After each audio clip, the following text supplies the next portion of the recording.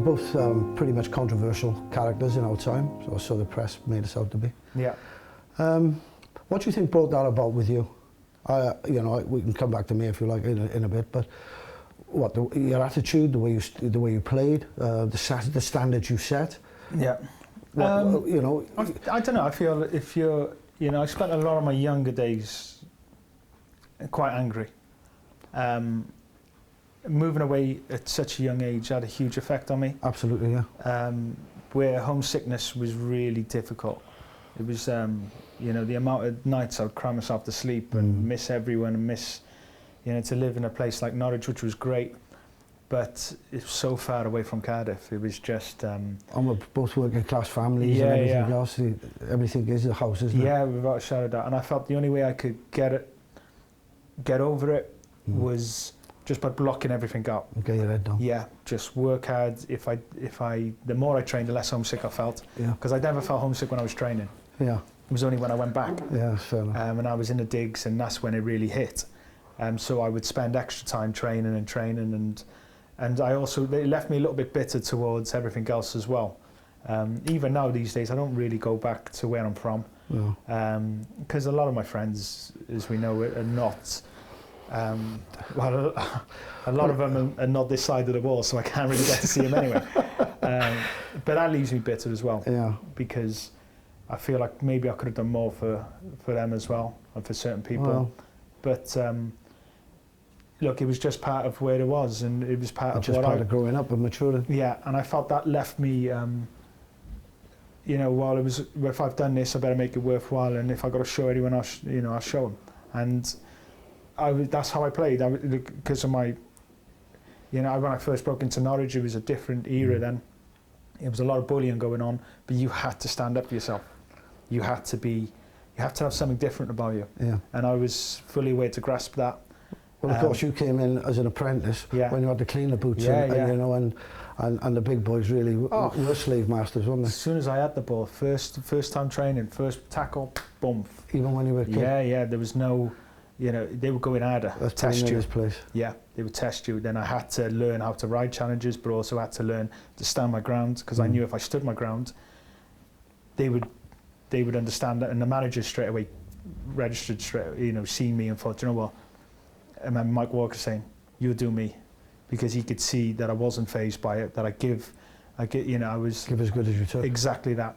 That I was going to stand my ground, so if I was going to go into the first team and play in a first team match, that was going to happen as well. I do believe the first team players didn't do it to test me, and they'd done it because they wanted to. Yeah. It was just a... As they do, new kid on the block. Yeah, exactly. Probably what they went through when they were apprentices. Exactly that. But then, obviously, I had the ability as well where I could see and I understood that sometimes I had to play one touch. Yeah. Sometimes then if I knew it was on to go and take a few touches and go by someone, then I could do that. But then, like I said, going on to that started, you know, that sort of left me. I knew I had to look after myself. I knew I had to have something about me. And then I would say controversy. I'm quite honest and I'm quite... You speak your mind. Yeah, and if you give me a question, I'll try and answer as honest as possible. Yeah. There's no black or white. When you're young and you try and do that, sometimes probably media training, which they do now for young kids, I was never given that. I trained you in a minute. Yeah, but if you look at me as I just play, and towards then my Newcastle days as well with the media, you know, it was such a media spotlight up there as well. It's just, you know, that's when I first met you. They have 3 papers, they have a radio station that, you know, was 2 hours a day, every day, just solely on Newcastle. It was an intense atmosphere that I sort of cut myself away from. I didn't want to do media, I didn't want to do interviews, I didn't want to do this. I just wanted to just concentrate on football.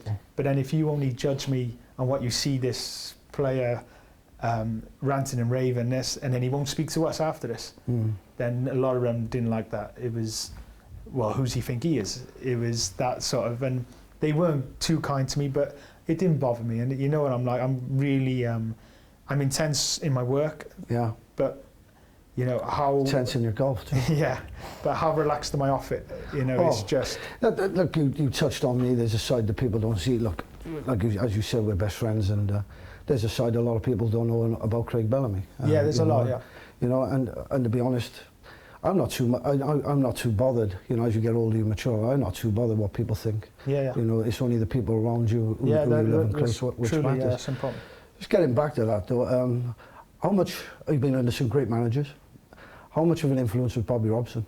Yeah, he was great. He honestly... Your favourite manager? Do you have a favourite manager? Do you know, there was loads, there was so many positive ones. Even the other day I was thinking about Gianfranco Zola. Right. And I was, do you know what? West Ham. He was brilliant. Really? He was what, his thoughts and the way his methods? just how he wanted to play and how he was as a person as well. You know, I was great player. I didn't score for a while.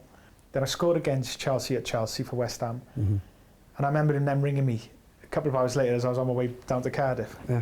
And he was like, you know, a great goal you scored. I told you it'd come.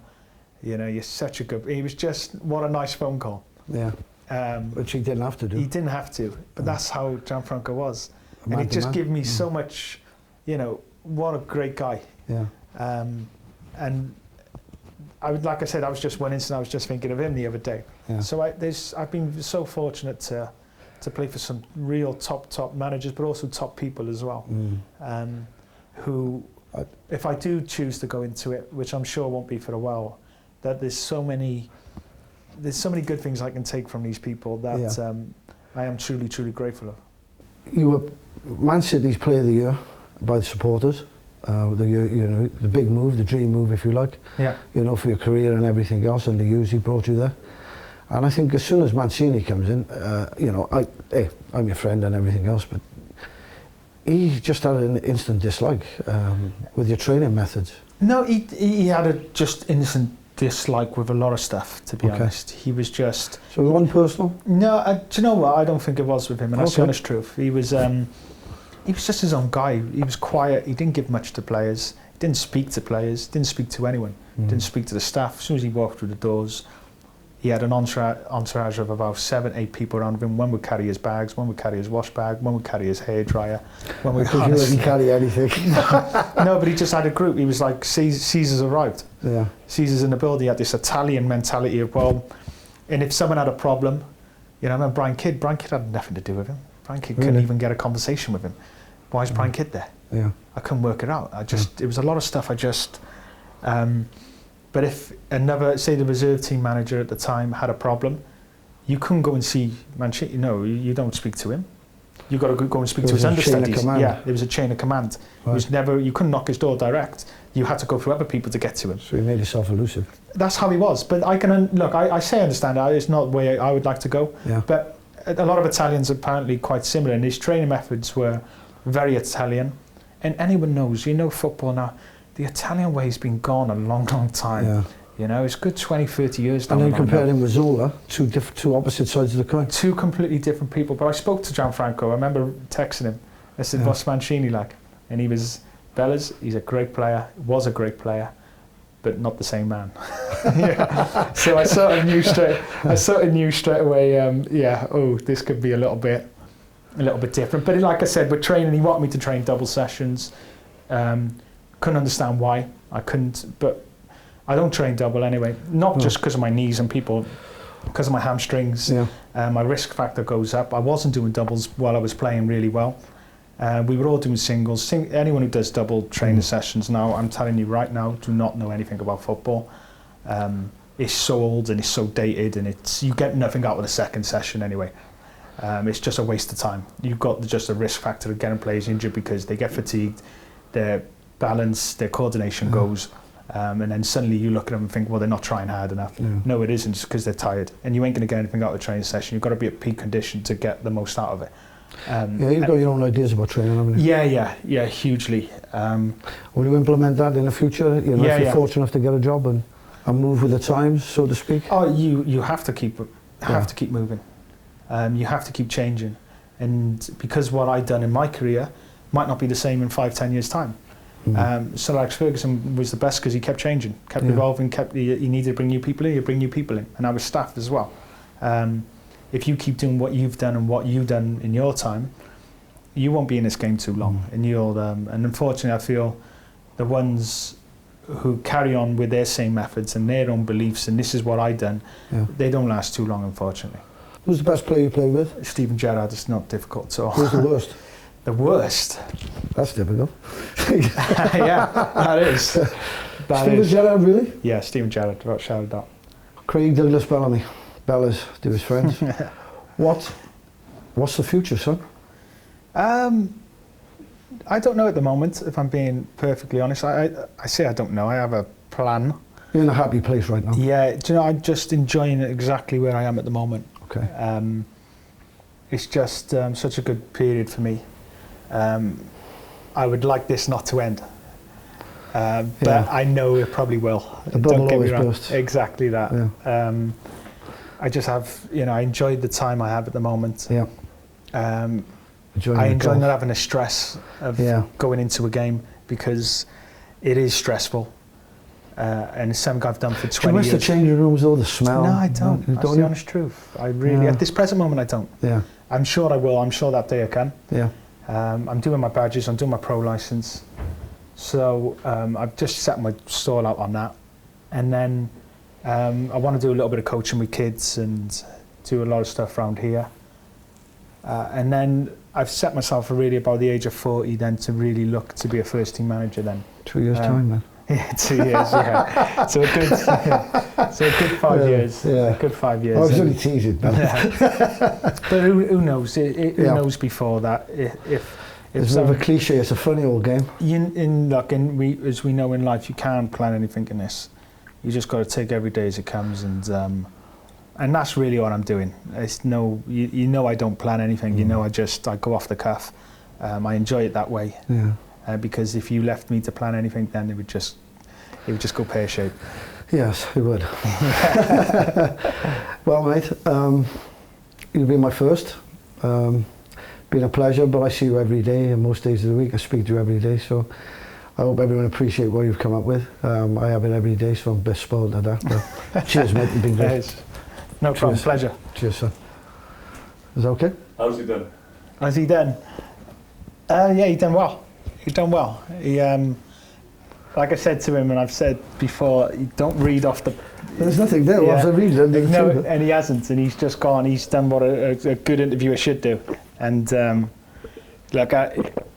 it's not just with... It's easy to speak to a lot of people when you get given questions, but also with you, it's easy because we've been down this road. We've spoke on many occasions, obviously. Yeah, we speak about everything. Yeah, exactly that. And I mean, when I say everything, I mean everything, Yeah. But he's been a true friend to me. We've had really good times, but even through the bad. So you're really telling me there's no future in this for me? No. Look, there's a big future out there for you. Yeah. There's a big future for anything you want to do. The things we got in common. Yeah. We both like nice cars. He buys them, I drive them. But you've got to get in rugby. You've got too much knowledge. I've not heard many people talk about sport as I hear you, because your knowledge on all, because you played so many different sports yourself. And to know the knowledge and even the knowledge you gave me. I hope they stop filming, but I couldn't get picked as a player. They're not going to pick me as a coach, are they?